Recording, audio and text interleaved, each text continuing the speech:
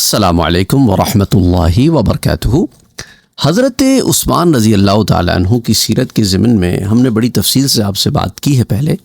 لیکن ساتھ ساتھ کچھ ایسی چیزیں ہیں جن پر ہم اب ہائی لائٹ کر رہے ہیں۔ مثال کے طور پہ حضرت عمار ابن یاسر والا واقعہ کہ حضرت عمار ابن یاسر اور حضرت عثمان رضی اللہ تعالی عنہ کے معاملے کو لے کر ایسی بہت ساری چیزیں لوگوں میں سرکولیٹ کر دی گئی ہیں کہ گویا صحابہ کرام آپس میں لڑتے جھگڑتے رہتے تھے اور اختلافات رکھتے تھے اور ایک دوسرے کو سزائیں دیتے تھے، اور اس طرح کے معاملات صحابہ کے درمیان پھیلا کر وہ لوگ جو اس چیز سے فائدہ اٹھانا چاہتے ہیں وہ آج بھی اس سے فائدہ اٹھا رہے ہیں، جیسا کہ پہلے زمانے میں بھی انہوں نے کوشش کی ہے۔ ایسی ضعیف، جعلی اور من گھڑت روایات بیان کی گئی ہیں کہ انا للہ و انا الیہ راجعون۔ تو جن تاریخی روایات میں یہ ساری چیزیں اکٹھی کی ہیں کہ حضرت عمار اور حضرت عثمان کے درمیان کوئی اختلاف تھا، تو بغیر سند کے بے سروپا ایسی چیزیں گھڑی گئی ہیں کہ اللہ کی پناہ۔ اسی طرح کہا جاتا ہے کہ دیکھیں حضرت عثمان اور حضرت عمار کے درمیان معاملہ اتنا بڑھ گیا کہ حضرت عثمان نے گویا حضرت عمار کو پیٹا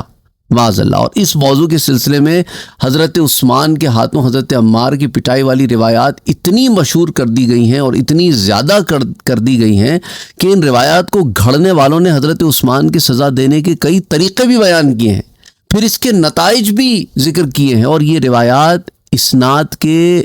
بغیر متن کے شدید تضاد کا ایک عجیب نمونہ پیش کرتی ہیں، جن پر بڑی تفصیل میں عمار بن یاسر علی اسامہ احمد نے عمار بن یاسر کے بارے میں جو لکھی ہیں تفصیلات، اس کے پیج 122 پر انہوں نے بتایا کہ کس طرح کی بھونڈی روایات جو ہے گھڑی گئی ہیں۔ اچھا، قاضی ابو بکر ابن العربی حضرت عثمان کی طرف منسوب روایات اور عجیب و غریب چیزوں کے بارے میں لکھتے ہیں کہ جہاں تک حضرت عثمان کے حضرت عبداللہ ابن مسعود کو مارنے اور ان کے عطیات کو روکنے کا تعلق ہے تو یہ تو سراسر جھوٹ ہے، اور اسی طرح حضرت عمار کو مارنے کا واقعہ جو بیان کیا گیا ہے وہ بھی کسی نے گھر میں بیٹھ کے بنایا ہے۔ اگر حضرت عثمان نے حضرت عمار کی انتڑیاں پھاڑ دی ہوتی تو حضرت عمار زندہ کیسے بچتے کہ اتنے سالوں کے بعد جنگ صفین میں بھی لڑ رہے ہیں؟ علماء نے ان روایات کے متعدد جواب بھی دیے۔ انہوں نے بیان کرنے کی یہاں پر اتنی تفصیل میں ضرورت نہیں ہے، کیونکہ دیکھیں اتنی باطل روایات اور اتنی بے بنیاد چیزیں رکھی گئی ہیں کہ ایک کی طرف اگر آپ جانا شروع کریں اس کو پڑھ کے ہی بندہ کہتا ہے کہ یہ سوائے لغو بات کے اور کچھ نہیں ہو سکتی، جن کو العواصم من القواسم جو ابن العربی کی ہے اس کے پیجز 82 اور 84 پر بڑی تفصیل کے ساتھ پھر آپ نے اس پہ بات کی۔ اور یاد رکھیں حضرت عثمان کی عمر it was 80+ when he passed away، اور وہ جب خلیفہ بنے تھے تب بھی وہ کم سے کم 70 برس کے تھے۔ حضرت عثمان حیادار انسان ہیں، ایمان والے ہیں، نرم مزاج ہیں، خدا ترس ہیں، اسلام لانے والوں میں اول صف میں موجود ہیں، عظیم مقام و مرتبے کے مالک ہیں۔ ان سے اس قسم کی حرکت ان کی طرف منسوب کرنا کہ وہ حضور صلی اللہ علیہ وسلم کے ایک اور جلیل القدر صحابی حضرت عبداللہ ابن مسعود کے ساتھ ایسا معاملہ کریں یا حضرت عمار ابن یاسر کو ایسی کوئی سزا دیں، معاذ اللہ، یہ سوائے بہتان کے اور کچھ نہیں ہو سکتا۔ حضرت عثمان حضرت عمار کے علم و فضل کو بھی جانتے تھے اور حضرت عمار حضرت عثمان کو بھی جانتے تھے، اور مکی دور سے دونوں کا ساتھ ہے، تو کیسے ازیوم کیا جا سکتا ہے کہ حضرت عثمان حضرت عمار کو ٹھوکریں ماریں، ان کا پیٹ پھاڑ دیں؟ I mean this is just nonsense۔ اور پھر حضرت عثمان جیسا صاحب حیا انسان، ان سے ممکن کیسے ہے کہ وہ حضرت عمار کو جاہلانہ طرز پر ان کی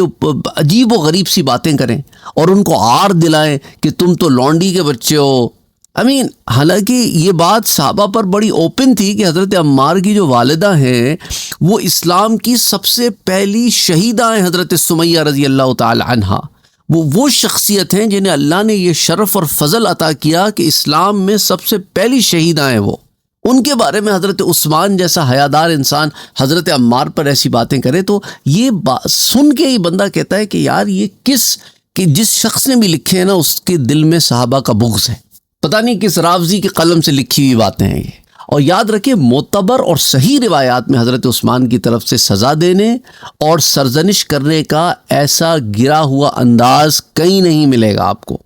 حضرت عثمان کے اخلاق، طبیعت، سیرت و کردار، یہ چیزیں آپ کو صحیح روایات میں ملیں گی کہ کتنا اعلیٰ ہے. تو ایسی موضوع اور من گھڑت روایات نہ، ان کی جانچ پڑتال کرنے کا ایک طریقہ یہ ہے کہ ان میں جو چیزیں مینشن ہیں ان کا موازنہ حضرت عثمان کے کیریکٹر سے کیا جائے تو آپ کو بالکل واضح ہو جائے گا کہ حضرت عثمان ایسا کر ہی نہیں سکتے،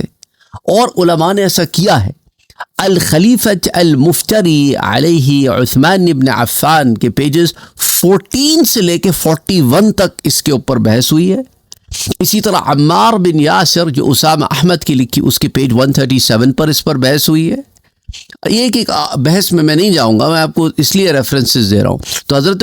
عمار پر قتل عثمان اور ہنگامہ کرنے کا بھی ایک الزام لگایا گیا ہے، کیونکہ انہوں نے پہلے یہ چیز گھڑی کہ حضرت عمار کو حضرت عثمان نے اتنی بری طرح مارا کہ انتڑیاں پھاڑ دیں، اور پھر یہ دوسرا واقعہ گھڑا کہ حضرت عمار جو ہے انہوں نے حضرت عثمان کے قتل میں وہ شامل تھے، بڑا پروپیگنڈا کیا تھا انہوں نے. حضرت عمار پر قتل عثمان کا الزام ثابت کرنے کے لیے جن روایات کو بنیاد بنایا گیا ہے ان میں سے ایک روایت بھی درجہ صحیح کو نہیں پہنچتی اور صحیح بھی نہیں ہے. کسی کی سند پر کلام ہے تو کسی کا متن منکر ہے، کوئی اتنی ناقابل اعتبار ہے کہ پڑھنے سے ہی پتہ چل جاتا ہے.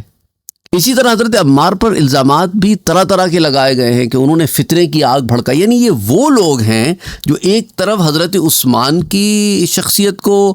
جو ہے وہ ڈاؤٹ فل بنا رہے ہیں، بظاہر یہ معلوم ہوتا ہے حضرت عمار کا ساتھ دے رہے ہیں، اور پھر اسی کے اوپر پھر حضرت عمار کا ساتھ دیتے ہوئے وہ شو کرتے ہیں کہ حضرت معاویہ پر بھی تان کرتے ہیں، حالانکہ یہ سب صحابی رسول ہیں. اور دوسری طرف جہاں وقت آتا ہے، جہاں موقع لگتا ہے، حضرت عمار کی شخصیت کو بھی وہ ڈاؤٹ فل بنا دیتے ہیں. تو گویا آپ سمجھیں ان لوگوں کو کہ جو لوگ اس وقت پلیٹ فارمز پر بیٹھے ہوئے صحابہ کے اوپر زبان درازی کر رہے ہیں نا، یہ سب کے سب وہی ہیں جو بلوائی جس نیچر کے لوگ تھے، خارجی جس نیچر کے لوگ تھے. یہ وہی مائنڈ سیٹ آپ کو ان کا نظر آ رہا ہے. یہ چن کے جہاں موقع ملتا ہے صحابہ کے اوپر زبان دراز کرتے ہیں. کبھی آپ کو یہ شو کرتے ہیں کہ نہیں ہم اس صحابی کو ڈیفینڈ کر رہے ہیں تو اس صحابی کو گرا دیتے ہیں. کبھی وہی صحابی جس کو یہ ڈیفینڈ کر رہے ہوتے ہیں کسی اور مقام پر جا کر ان کو گرا دیتے ہیں. تو مقصد ان کا صحابہ ہیں ہی نہیں، ان کا مقصد ہے مسلمانوں کے دل میں صحابہ کی جو عزت اور عظمت ہے اس کے خلاف یہ کام کر رہے ہیں. یہ یاد رکھیں. اس لیے ان لوگوں کو سمجھیں آپ. حضرت عمار پر جو قتل عثمان کا یہ جو معاملہ ہے یہ بالکل اعتبار ہی نہیں. حضرت عمار پر الزامات ہیں یہ کہ انہوں نے فتنے کی آگ بھڑکائی اور حضرت عثمان کے خلاف لوگوں کو اکسایا، عوام الناس کو سرکشی پر آمادہ کرنے کے لیے گراؤنڈ پرووائڈ کیے. ان میں سے ایک یہ بھی انہوں نے کہا کہ حضرت عثمان نے جب حضرت عمار کو مصر کی صورتحال کا جائزہ لینے اور عوامی بغاوت کی خبروں کی تصدیق کرنے کے لیے بھیجا تو وہ سبائیوں کے ہتھے چڑھ گئے اور ان کے جھوٹے پروپیگنڈے سے وہ انفلوئنسڈ ہو گئے. اور یہ روایات گو کہ طبری نے بیان کی ہیں، لیکن اس کی سند میں شعیب بن ابراہیم تمیمی ہے، اور شعیب بن ابراہیم تمیمی کوفی ایک مجہول راوی ہے. اس کے بارے میں مزید یہ بھی کہا گیا ہے کہ یہ راوی معروف بھی نہیں ہے. اس نے کئی اور روایات بھی ذکر کی ہیں اور اس کی روایات میں منکر یعنی کہ غلط خبریں ہوتی ہیں، اور یہ ایسی روایات بھی بیان کرتا ہے جن میں سلف الصالحین پر تان درازی ہوتی ہے. اس لیے ایسے شخص سے روایت ہم لے ہی نہیں سکتے، کیونکہ صحابہ کی عظمت کو ہم جانتے ہیں، صحابہ سے ایسا امر صادر ہو نہیں سکتا.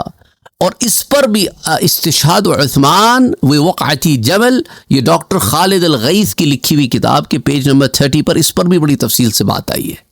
اور اسی طرح یہ روایت عمر بن شبہ نے تاریخ اس مدینہ میں بھی ذکر کی، لیکن اس کی سند میں خود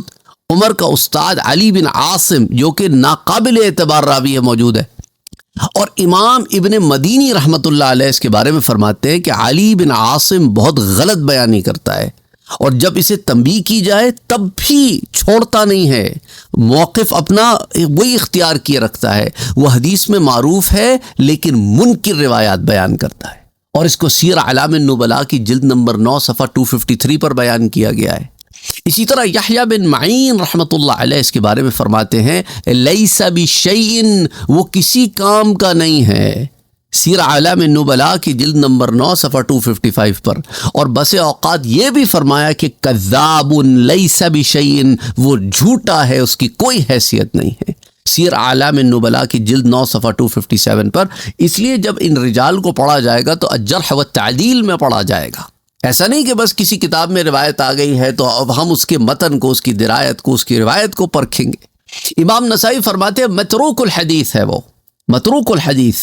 اس سے حدیث نہیں لی جائے گی۔ سیر اعلام النبلاء کی جلد 9 صفحہ 255۔ اور امام بخاری فرماتے ہیں کہ میرے نزدیک وہ قوی نہیں ہے اور انہوں نے اس میں کلام کیا ہے، یہ بھی سیر اعلام النبلاء کی جلد 9 صفحہ 255 پر آتا ہے۔ اور بعض علماء نے اس کے بارے میں قدر نرم رویہ اختیار کیا ہے، چنانچہ حافظ ابن حجر اس کے بارے میں فرماتے ہیں صدوق یخطئ ویسر ورمی بالتشیع، یعنی انہوں نے فرمایا کہ راوی صدوق ہے پر غلطیاں کرتا ہے، اور غلطیوں پہ اس کو اگر ٹھیک کیا جائے تو اپنی غلطیوں پر قائم رہتا ہے، اور اس پر شیعت کا الزام بھی ہے۔ تو ایسا شخص، اور اس کو تقریب التہذیب میں ابن حجر نے بیان کیا صفحہ 403 پر، تو ایسا شخص جو اتنا زیادہ کنفلکٹنگ ہو، جس کے بارے میں ائمہ حدیث اور محدثین اور فقہاء نے یہ معاملہ بیان کیا ہو، تو ایسے شخص کی ایک روایت یا کئی روایتیں بھی وہ بیان کرتا ہو جس سے صحابی کی شخصیت کے اوپر کوئی حرف آتا ہو، ہم نہیں لیں گے۔ تو جس روایت کی سند کی یہ صورتحال ہو جس پر دل ہی مطمئن نہ ہوتا ہو، تو پھر ایک صحابی رسول کی عظمت پر جس سے جو ہے وہ زد پڑتی ہو، تو ایسی روایت ہم لیں گے ہی نہیں۔ حضرت عمار کی زہد و ورع نے یقیناً آپ جانتے ہیں کہ اللہ سبحانہ و تعالیٰ نے انہیں کیا مقام عطا فرمایا تھا، اور ان کی طرف ایسی بات منسوب کی جائے کہ وہ ایک صحابی رسول جو خلیفۃ المسلمین ہو، جو امیر المومنین ہو، ان سے بغض رکھنا شروع کر دیں اور اتنی جلدی سبائیوں اور یہودیوں کے پروپیگنڈے کا شکار ہو جائیں، اور ایک صحابی رسول دوسرے صحابی رسول سے اتنا اختلاف رکھے کہ ان کی موت کے لیے پروپیگنڈے کرتا پھرے۔ یہ باتیں سراسر گھڑی ہوئی ہیں، ان کا صحابی اصحاب رسول سے کوئی تعلق نہیں ہے، کیونکہ اصحاب رسول تو بنیان مرصوص ہیں، اصحاب رسول سے ایک دوسرے سے محبت کرنے والے ہیں۔ اور خالد غیظ فرماتے ہیں کہ حضرت عمار سے متعلق یہ خبر کہ انہوں نے حضرت عثمان کے خلاف لوگوں میں نفرت پیدا کی، صحابہ کرام کی عظمت و عدالت سے یہ بات ٹکراتی ہے، اور اس پہ جو ہے نا یہ ساری کی ساری جو خبریں ہیں نا یہ صحیح نہیں ہیں، جس کو پھر انہوں نے استشہاد عثمان و وقعۃ الجمل، اس میں خالد غیث نے پیج 87 پہ اس پہ بات کی ہے۔ اور اس موضوع کی باطل روایات میں سے کچھ روایات ایسی بھی ہیں جو حضرت سعید ابن مسیب کی طرف منسوب ہیں، کیونکہ انہیں پتہ ہے کہ وہ تابعین میں سے مدینے میں تھے، تو ان کی طرف بھی بعض باتیں منسوب کر دی ہیں، اور یہ منسوب شدہ ہیں کہ انہوں نے کہا ہے کہ تمام صحابہ حضرت عثمان سے حسد کرتے تھے اور خار کھاتے تھے، اس لیے بعض نے انہیں سزا دی اور ان پر برہم ہوئے، اور بالخصوص حضرت ابو ذر، حضرت عبداللہ ابن مسعود، حضرت عمار ابن یاسر۔ تو یہ تاریخ دمشق میں عمار ابن یاسر، تاریخ دمشق کی جلد نمبر 39 پیج نمبر 415 میں اس پہ یہ حضرت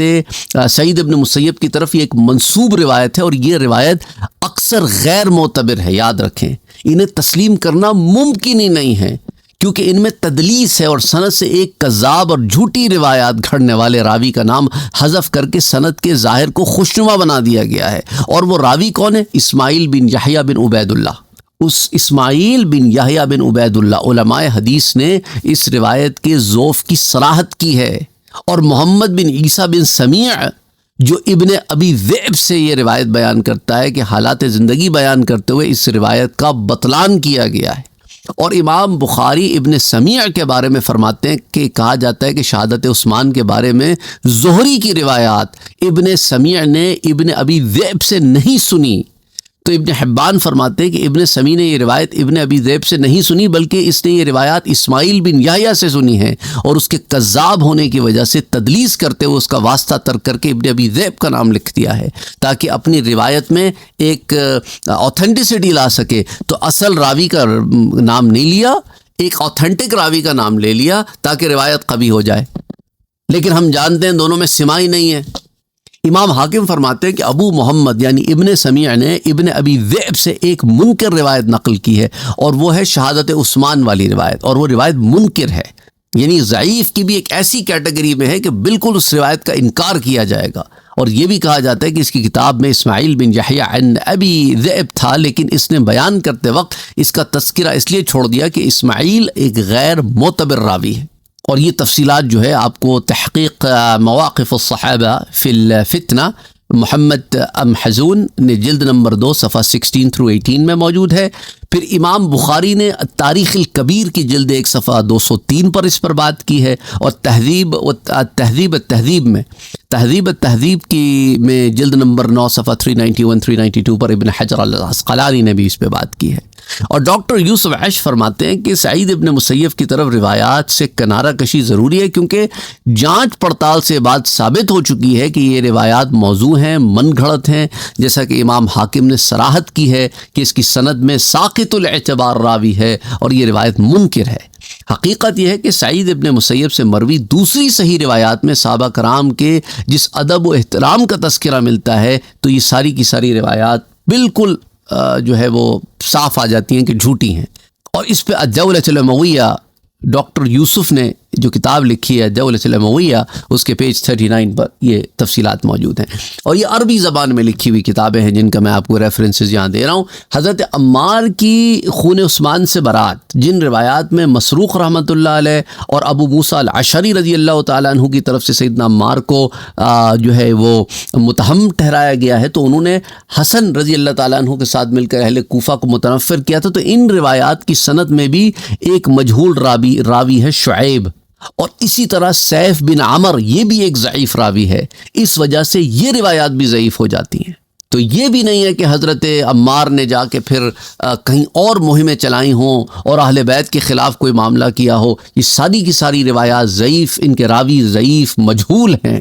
اور پھر صحیح بخاری میں جو واقعہ درج ہے کہ اس میں اس طرح کی کوئی بات ہی موجود نہیں ہے، تو گویا ہم صحیح بخاری کی روایت لیں گے یا یہ مجہول ضعیف راویوں کی روایتیں لیں گے؟ گویا یہ اضافہ ضعیف راوی کا ہے جو ناقابل قبول ہے، اور اس کے بطلان کی مزید دلیل یہ ہے کہ اس سے صحابی رسول پر طعن کے ساتھ ساتھ نبی صلی اللہ علیہ وسلم کی ارشاد گرامی کی مخالفت بھی ہے کہ آپ نے حضرت عمار کے بارے میں فرمایا کہ وہ شیطان سے محفوظ رہے گا۔ تو کیسے ایسے ہو سکتا ہے کہ ایک شخص، اور یہ صحیح البخاری کی روایت بتا رہا ہوں میں، حدیث 3743، کہ ایک شخص کے بارے میں حضور فرمایا کہ شیطان سے محفوظ رہے گا، اور آپ کہیں کہ بلوائیوں نے اسے انفلوئنس کر دیا ایک صحابی رسول کے خلاف جو کہ عشرہ مبشرہ میں سے ہے۔ اور حضور صلی اللہ علیہ وسلم نے یہ بھی فرمایا تھا، یاد رکھیں کہ، اور یہ حضور صلی اللہ علیہ وسلم نے حضرت عمار کے بارے میں کہ عمار کا ایمان اس کی گردن تک بھرا ہوا ہے، یعنی ایمان ان کے رگ و ریشے میں سرائیت کر چکا ہے۔ تو اسامہ احمد نے پیج 147 جو کتاب لکھی نا عمار ابن یاسر کی، اس میں اس روایت کو نقل کیا ہے، اور علماء نے اس طرح کے تمام الزامات کی تردید کی ہے جو حضرت عمار تک ہی محدود نہیں بلکہ ان کا دائرہ کار دوسرے صحابہ تک بھی پہنچتا ہے۔ اور حافظ ابن کثیر فرماتے ہیں کہ بعض لوگوں کا یہ کہنا کہ صحابہ کرام نے انہیں بے یار و مددگار چھوڑ دیا تھا اور وہ ان کے قتل پر خوش تھے، تو ایسی رائے کسی بھی صحابی کے بارے میں صحیح نہیں ہے، بلکہ اصل حقیقت کیا ہے کہ تمام صحابہ نے سانحہ کو سخت ناپسند کیا تھا اور اس پر شدید برہمی کا اظہار کیا تھا اور باغیوں کی شدید مذمت کی تھی۔ البدایہ والنہایہ کی جلد 7 صفحہ 207۔ پھر قاضی ابو بکر ابن العربی کہتے ہیں کہ اس موضوع میں یہی مذکورہ بات جو ہے، ذکر کی ہوئی بات، یہ زیادہ قرین ثواب ہے، اور اہل حق کا یہی منہج ہے کہ ایک صحابی نے بھی آپ کے خلاف بغاوت نہیں کی، حضرت عثمان کے خلاف، نہ آپ کو بے یار و مددگار چھوڑ کر کہیں پیچھے ہٹ گئے، بلکہ حضرت عثمان نے خود انہیں سختی سے روک دیا تھا۔ اگر وہ دفاع کی اجازت دے دیتے تو چند ہزار بلوائیوں کو ختم کرنا کوئی بڑی بات نہیں تھی، کوئی بڑی بات نہیں تھی۔ اور اس پر العواصم من القواصم ابن عربی کے پیج 129 پر بھی تفصیلات موجود ہیں۔ تو اسی طرح جو ہے العواصم من القواصم کے پیج 132 پر آتا ہے کہ وہ فرماتے ہیں کہ بعض سرکش اور جاہلوں نے یہاں تک کہہ دیا کہ ہر جلیل القدر صحابی نے لوگوں کو حضرت عثمان کے خلاف ہنگامہ آرائی کے لیے اکسایا، اور جو کچھ ہوا وہ دیگر صحابہ کی رضامندی سے ہوا۔ یہ سب کے سب بکواس ہے، اور ان لوگوں کے بقول کیا ہے کہ یہ خط حضرت عثمان نے حضرت علی کے نام مدد طلب کرنے کے لیے لکھا، لیکن یہ ساری کہانی خود ساختہ ہے، اور اس کا مقصد صرف مسلمانوں کے دلوں میں سلف الصالحین اور صحابہ کے خلاف اور خلفائے راشدین کے خلاف بغض و نفرت ہے۔ تو اب آپ یاد رکھیں کہ جس جس پلیٹ فارم سے اس قسم کی باتیں ہو رہی ہیں، آپ یہ دیکھ لیں کہ ان لوگوں کا مقصد بھی یہی ہے کہ آج مسلمانوں کو پہلے اولیاء سے متنفر کیا، پھر سلف الصالحین میں تابعین تبع تابعین پر انہوں نے ہاتھ ڈالا، پھر اب صحابہ پہ ہاتھ ڈال رہے ہیں، معاذ اللہ استغفر اللہ العظیم۔ تو آپ ان لوگوں کو سمجھیں بجائے اس کے کہ آپ ان کی چرب زمانیوں سے انفلوئنس ہو جائیں۔ تو خلاصہ کلام کیا ہے کہ حضرت عثمان رضی اللہ تعالی عنہ مظلوم تھے اور ان پر بلا وجہ اور بغیر دلیل کے ظلم کیا گیا، اور تمام صحابہ کرام حضرت عثمان کے خون سے بری الذمہ ہیں، کیونکہ ان سب نے بار بار دفاع کی پیشکش کی اور خارجیوں سے لڑنے کی اجازت طلب کی، لیکن حضرت عثمان نے اجازت نہیں دی تو وہ ان کے حکم پر پیچھے ہٹ گئے۔ اور اسی کو پھر قاضی ابو بکر ابن العربی نے العواصم من القواصم میں پیج نمبر 132 پر بیان کیا ہے۔ تو میں آپ کو ساتھ ساتھ ریفرنسز اسی لیے دے رہا ہوں تاکہ آپ کو پتہ چلے کہ یہ باتیں، میں کوئی جذباتی باتیں نہیں کر رہا آپ سے، میں ود ریفرنس آپ سے بات کر رہا ہوں کہ خدا کے لیے ایسے لوگوں سے بچیں جو آپ کو صحابہ سے متنفر کر رہے ہوں۔